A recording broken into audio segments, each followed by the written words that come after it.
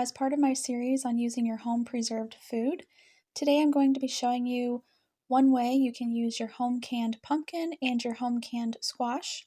In this video, we're going to be using these to make pumpkin muffins. You can also follow the beginning part of this process to make your own pumpkin pie as well. You can see that these jars, they are still sealed, and just in case you're wondering, for the record, these jars were canned 13 months ago. So I just pried the top off, and you can see I canned these in cubes. The reason is because they don't recommend canning pureed products. For what I am using it for, whether these muffins or pumpkin pie or like pumpkin bread, I'm going to strain off the juice. And you want to save the juice though, okay? So save the juice because depending on the consistency for the product that you're making, you might need to add a little bit back in. If you end up not needing all of the juice, you can go ahead and drink it, put it in a smoothie, put it in soups or stews. You can use it for the liquid for another baking recipe that you need. This muffin recipe that I'm using, it calls for some water. So instead of using water, I'm going to be using some of this pumpkin juice. I had some pumpkin juice left over, just about maybe half a cup. So I added that leftover pumpkin juice to my chicken feed that I was fermenting. Now for this step, it depends what you are making as to if you're going to mash the pumpkin, and if so, how finely mashed or pureed you're going to make it. Since I am making pumpkin muffins, and also when I make pumpkin pie, I go ahead and I strain the juice and I mash it. I put it in my Ninja actually, and I puree it.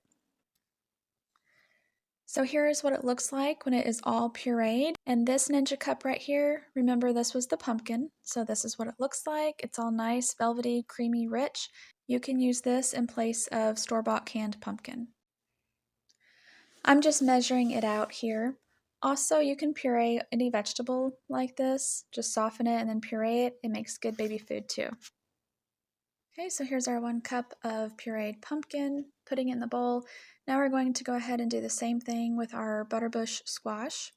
And again, you can just mash it up by hand if you want, depending on how you need it, or just place in the blender. So I'm just showing you what it looks like. And the squash is a bit more firm than the pumpkin. Technically, pumpkin is squash. There's really no such thing as pumpkin. It's squash. But the butterbush / butternut squash is a bit more dry and holds its shape a bit better than the pumpkin. And we're going to place it in the Ninja cup as well and go ahead and puree it. You can see that the butterbush / butternut squash is much thicker than pumpkin. Alright, we're going to dump it in the bowl. Then we're going to give our pumpkin and our squash a quick mix. Then we're going to whisk together our dry ingredients, and to the pumpkin and squash we're going to throw in some eggs and some oil. Now these eggs are the last of my water glassed eggs, and they are 11 months old. They look good.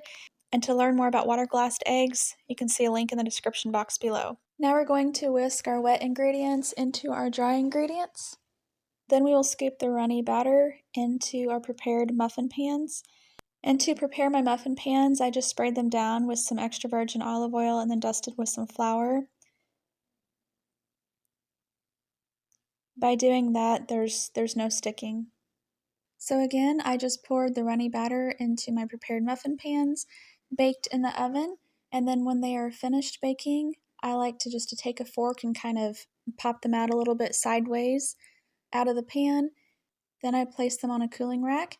And you can see that by lightly oiling and flouring the muffin pan, there is no sticking whatsoever. And that is one way to use your canned pumpkin or canned winter squash.